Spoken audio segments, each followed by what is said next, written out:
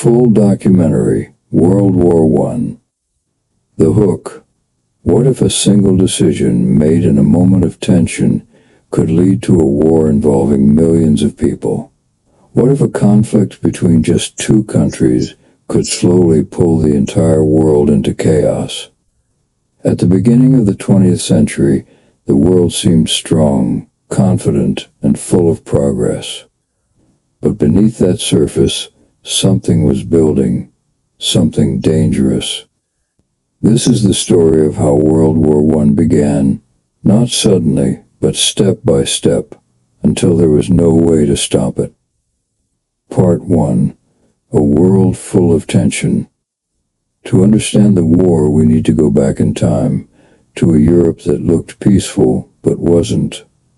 Many powerful empires dominated the continent. Germany was rising fast. The United Kingdom controlled a vast global empire. France wanted to recover its strength. Russia was huge but unstable. And Austria-Hungary was struggling to hold together many different peoples. Each of these nations had ambitions. Each wanted to grow stronger. And this created competition. Not open war, but something close to it. Nationalism, pride, and division. One of the strongest forces at the time was nationalism. People felt deep pride in their country, but this pride sometimes turned into anger toward others. In places like the Balkans, many ethnic groups wanted independence. They didn't want to be controlled by large empires. This made the region extremely unstable. It was like a pressure cooker, slowly building energy. Militarism and alliances. At the same time, countries were preparing for war, even if they didn't say it openly. Armies grew larger. Weapons became more powerful. Military plans were created in detail. And then came the alliances. Countries promised to defend each other. This gave them confidence, but also made everything more dangerous. Because now, a small conflict could become a big one. On June 28, 1914, a single event would trigger everything.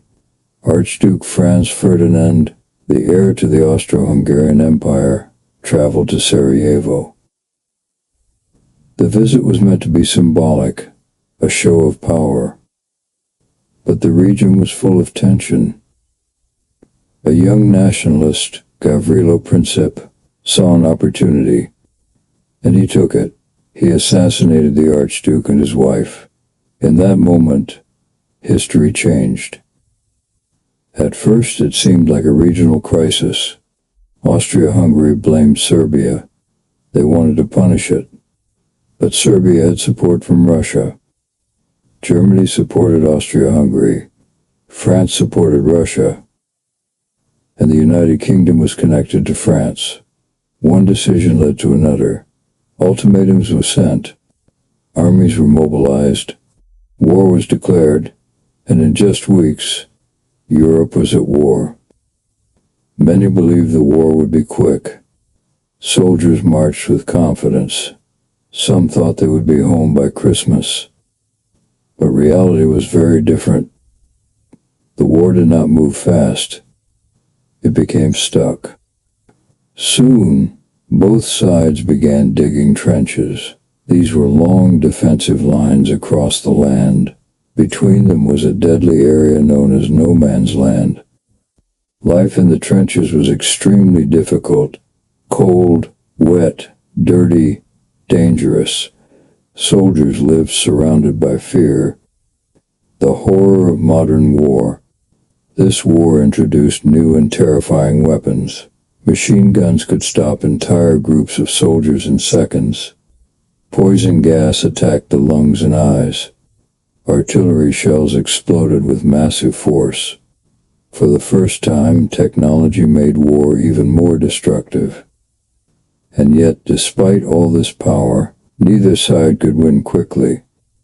The war did not stay in Europe. It spread across continents.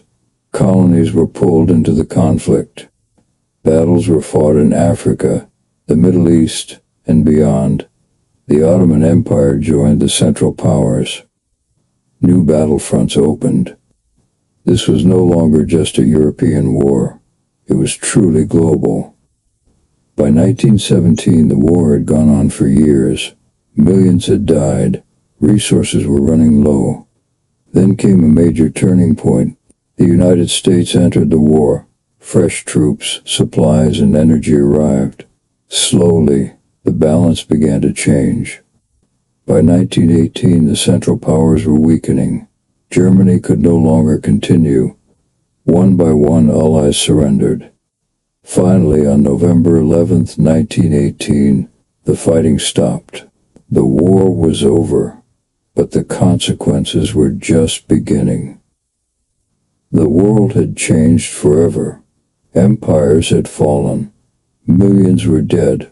Entire regions were destroyed.